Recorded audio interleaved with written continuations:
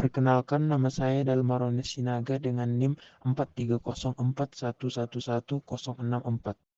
Kali ini akan menjelaskan tentang fungsi. Nah, di video-video sebelumnya itu sebenarnya kita pelajari itu semuanya tentang fungsi ya. Jadi misalnya di sini ada matriks A1, 2, 3, 4, matriks order 2 kali 2. Dan misalnya kita mau bikin di sini zeros.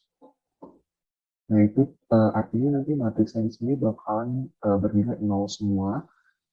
Nah, 2 di sini itu artinya square. Kalau misalnya kita buat ones, maka dia matriksnya akan berubah jadi satu semua. Terus kita bisa juga nih bikin inverse dari matriks A-nya. Nah, caranya dengan bikin inverse A. Terus gimana nih kalau misalnya kita mau bikin fungsi jumlah gitu ya. Jadi kita tulis function jumlah ini.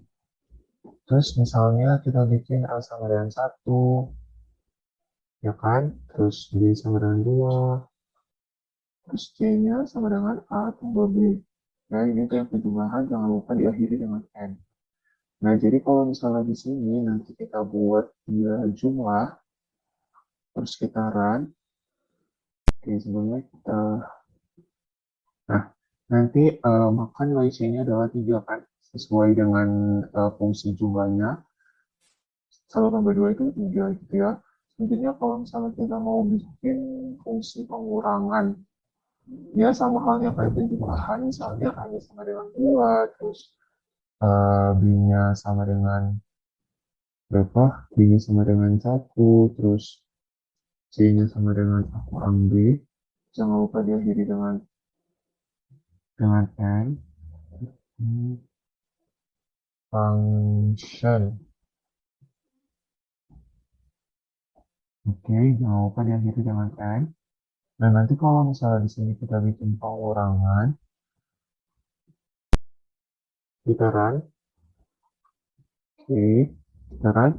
Nah, maka di sini nih ya, pengurangan 2 kurang 1 itu 1. Gitu.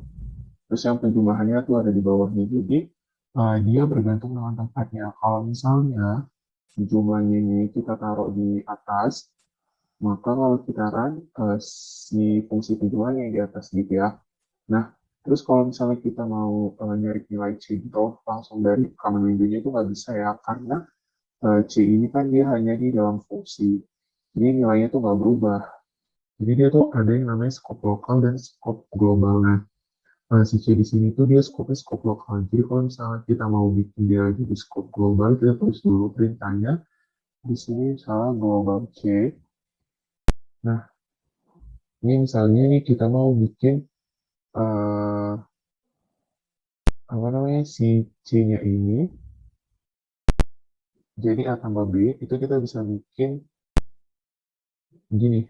Kita tulis dulu global C, terus kita buat di sini uncommonnya itu mengambil variabel global gitu ya. Oke, kita coba run. Nah, maka di sini ya di workspace-nya itu C-nya itu hanya 3. Nah, kan sesuai dengan ini sama halnya kayak di pengurangan. Nah, kalau misalnya kita run, ini C-nya berubah jadi 1 sesuai dengan si fungsi pengurangan. Nah, gitu ya. Oke. Nah, selanjutnya di sini misalnya saya punya A sama dengan namespace minus 20, 20, 100, di mana artinya nilai awalnya itu adalah minus 20, nilai akhirnya 20, dan nilai populasi adalah 100.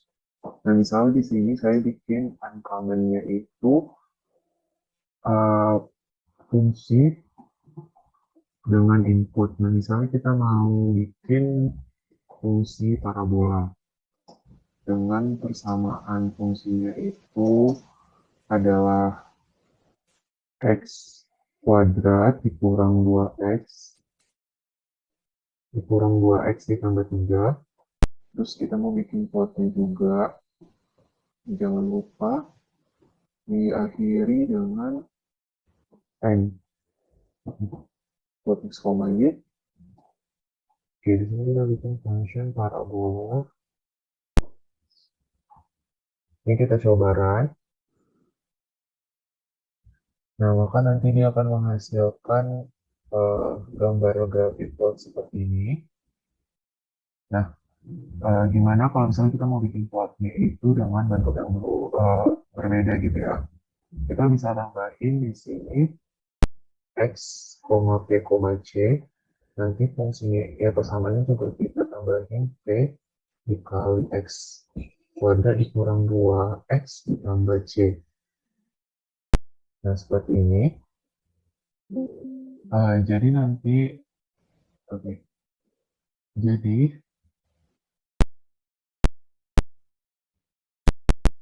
nah di sini kita tambahin dulu. Misalnya nih untuk parabola yang pertama itu kita bikin a, 1,1. Terus untuk parabola yang kedua kita bikin a, 2,2 sampai yang diinginkan ya mau seberapa banyak parabolanya. Sehingga bikin 3,3 sampai 4,4 aja.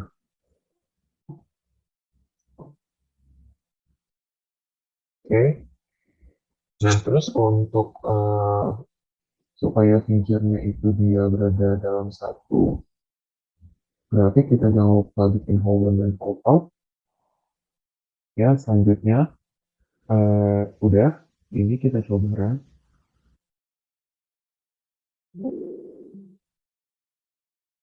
Oh maaf, ini kok sisi C doang. Ini, nah coba run ya. Nah, oke. Ini gambar grafiknya. Kan tadi kita bikin ada 4 parabola ya. Gitu. Nah, selanjutnya di sini kita bakalan bahas fungsi input output. Nah, jadi ini output. Jadi misalnya di sini ada function x, y, di mana ini tuh merupakan fungsi inputnya dan lingkaran r atau radius ini sebagai fungsi outputnya. Oke, jadi misalnya di sini saya punya sudut sama dengan line space 0,2 dikali pi, 50. Terus di bawahnya saya punya x sama dengan r dikali sin sudut dan y sama dengan r dikali cos sudut. Terus jangan lupa diakhiri dengan n. Nah, di sini kita buat x link, y link itu sama dengan lingkaran. Nah, di sini kita mau bikin berapa radiusnya itu terserah kalian. Jadi saya mau buat radius 8. Selanjutnya di sini saya mau buat plot x x link, y link ya. Nah, kita coba run. Nah, maka dia gambarnya itu nanti kayak gini ya. Oke, jadi kalau misalnya kita mau bikin bentuk lingkaran itu beda-beda gimana? Jadi kita tinggal tambahin aja di sini. Misalnya kita mau bikin yang lain ya, kita bikin jadi x link 1, y link 1, terus di sini radiusnya misalnya 10. Selanjutnya, misalnya kita bikin lagi x link 2, y link 2, radiusnya 12.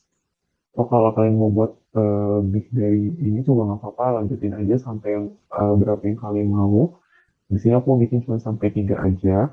Nah, di plotnya jangan lupa ditambahin ya. Jadi, x link 1, y link 1, x link 2, y link 2.